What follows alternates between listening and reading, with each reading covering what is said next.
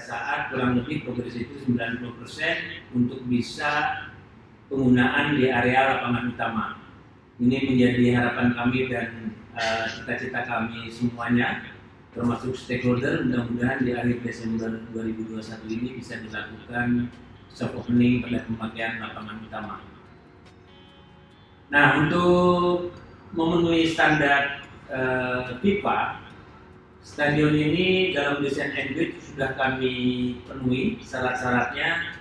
Yang paling penting ini antara lain kapasitas penonton ini mencapai 82.000 penonton. Jadi stadion ini bisa digunakan untuk World Cup, gitu Mas Ibrahim. Jadi ini sudah ya, karena salah satu syarat dari standar FIFA ini kapasitas penonton sudah bisa dipenuhi dalam pembangunan stadion ini, yaitu 82.000 penonton. Sehingga untuk World Cup suatu saat ini akan bisa diadakan di sini, stadion ini. Amin. Ada syarat-syarat lain juga yang sangat menjadi penting dan substansi sebuah stadion standar FIFA. Bagaimana semua penonton bisa menikmati sudut pandang, jarak antar bangku, jalan keluar masuk tribun ini dibuat nyaman, sehingga penonton yang depan, tengah, dan atas itu bisa melihat jalannya pertandingan ini dengan baik dan setara. Dan tribun yang tadi sudah disampaikan bisa tertutup secara tribun tertutup atap penuh, dan lapangan pertandingan yang jelas lapangan rumputnya adalah standar yang sudah ditentukan oleh Federasi Sepak Bola dari FIFA sendiri. Ada hal yang paling krusial di sini, sebuah syarat stadion yang dipenuhi dalam standar FIFA ini pada saat terjadi emergensi. Ini evakuasi ini harus betul-betul memenuhi syarat pada saat implementasinya dilakukan. Jadi dari sisi safety terutama untuk penonton. Kalau dari basic design dan yang sudah disimulasi ini, evakuasi emergensi ini di stadion ini diperlukan 8 menit. Sehingga dalam pembangunan ini, desain and build di stadion ini dibuatlah ram di barat dan ram di timur dengan lebar kurang lebih 30 meter. Nah, ram ini pun dibuat dengan girder yang cukup panjang. Ini produk yang agak spesial juga, bahkan sangat spesifik sekali. Di sini dengan bentang 54 meter balok girder di sini. Kemudian syarat suara pada saat terjadi emergensi ini juga syarat-syaratnya ini harus dipenuhi 105 desibel. Jadi pada saat evakuasi bagaimanapun dalam kondisi panik, sehingga kalau ada komando, guidance ataupun arahan untuk semua penonton di sana bisa dilakukan dengan baik untuk mengarahkan semua menuju ke meeting point penyelamatan. Wow. Ada hal spesial lagi di sini yang harus diperhatikan, fasilitas penonton untuk penyandang disabilitas. Ini pun disiapkan di dalam stadion ini, sehingga kesetaraan semua penonton bisa diakomodasi dalam menikmati pertandingan yang ada di stadion ini. Nah, tadi kata kunci kedua Mas Yulban ini saya ingat upaya-upaya apa aja yang harus dilakukan supaya stadion ini segera terwujud. Sampai saat ini kami dari tim konsorsium ini dalam construction period di stadion ini sudah melakukan beberapa akselerasi, khususnya pada pekerjaan-pekerjaan utama, Mas. Atau istilahnya di dalam scheduling ini adalah di event-event lintasan kritis.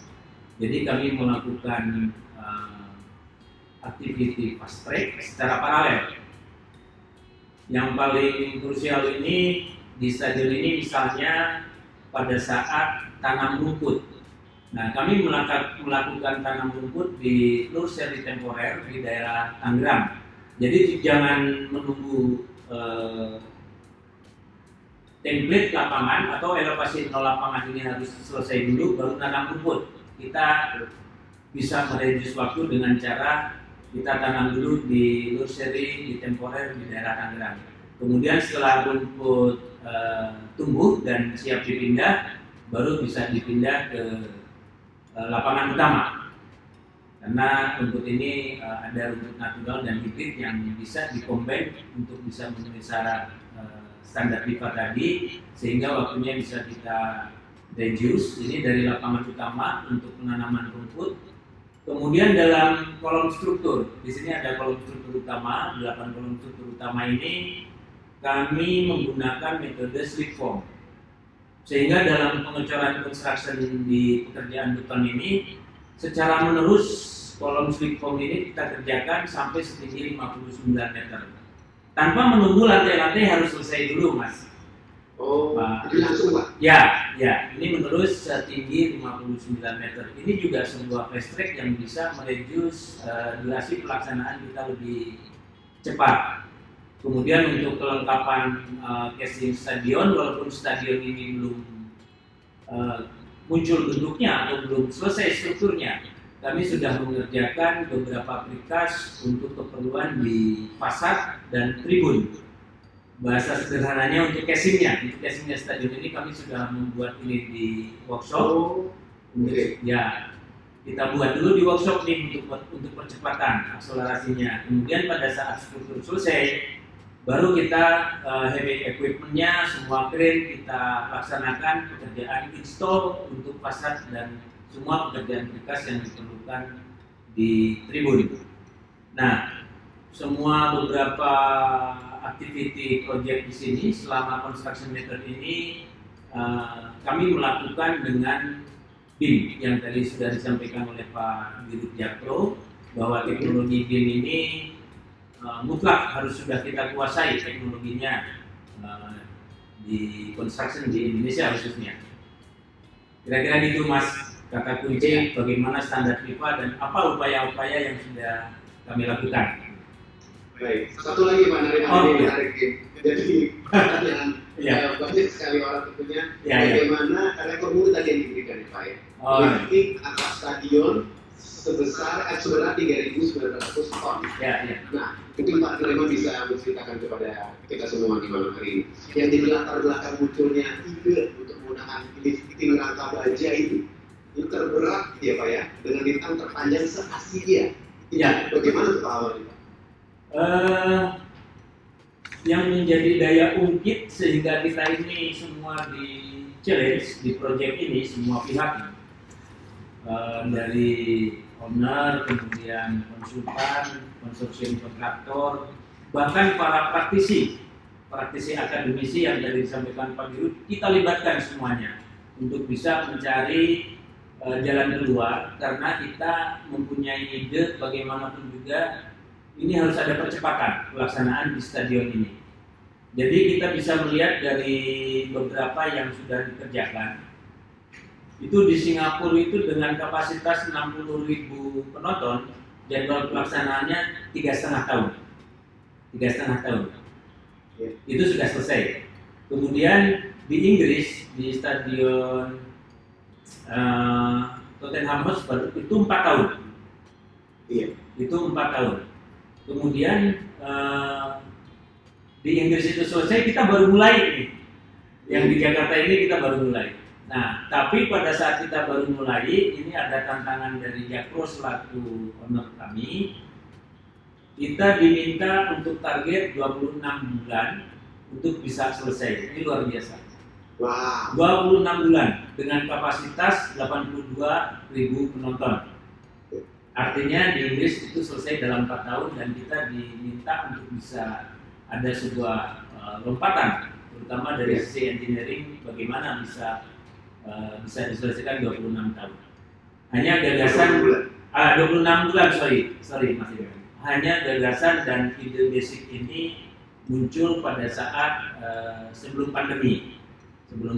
Jadi sebetulnya semuanya masih normal, masih bisa dikatakan on schedule.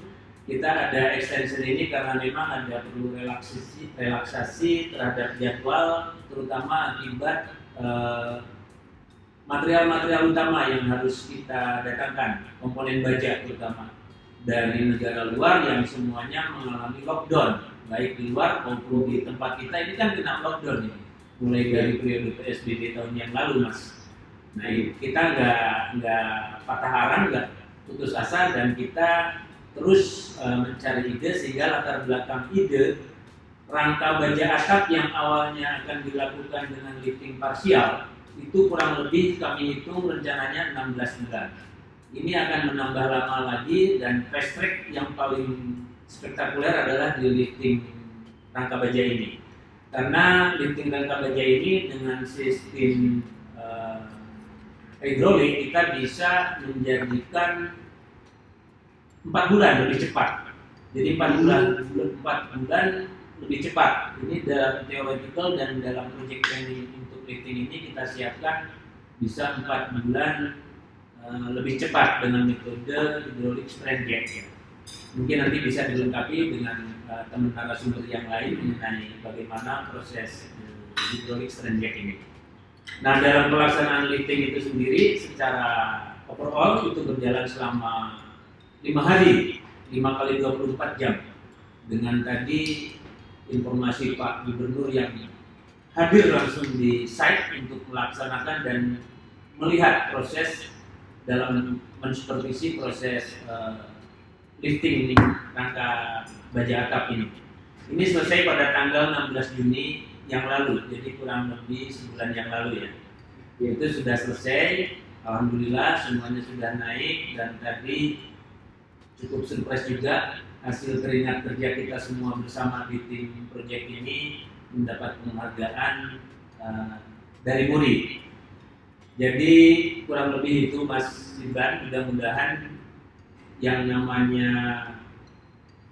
inovasi, engineering, kemudian skill dan knowledge ini akan berkembang terus. Kalau tadi dari Bang JJ saya lihat Pak Tamrin itu tahun 1930, berarti setelah lifting ini 90 tahun kemudian kita berhasil membuat stadion ini. Tadi saya kagum sekali ada sejarah seperti itu, dan ini tahun 90 kita mudah-mudahan termasuk para pelaku yang membuat sejarah baru. Kita nggak tahu ke depan berapa tahun lagi, atau mungkin 90 tahun lagi ada apa yang berhubungan dengan stadion sepak bola, pasti lebih luar biasa lagi. Yang jelas skill dan knowledge ini pasti akan berkembang terus. Saya rasa itu Mas Ibran, saya sharing beberapa informasi pengalaman kami sebagai konsorsium dari Wika Gedung, Jakon, PP menyelesaikan pekerjaan ini dengan segala dinamikanya. Alhamdulillah dengan segala upaya, ikhtiar dan doa, berkat rahmat Tuhan yang Maha Kuasa, Allah Subhanahu wa Ta'ala, mudah-mudahan sampai selesai proyek ini kita bisa menyelesaikan dengan baik. Terima kasih Mas Ibran. Terima kasih Pak Nariman, terima kasih, luar biasa sekali. Baik, teman-teman Ibu, banyak ya film menarik yang sama-sama kita ketahui bisa dinikmati dari fasilitas JIS nantinya. Nah, ini merupakan sebuah terobosan, termasuk juga sebuah rekor yang diapresiasi oleh Budi juga ya, nggak heran kalau bisa mendapatkan langsung 3 kategori rekor muri dalam sekali waktu.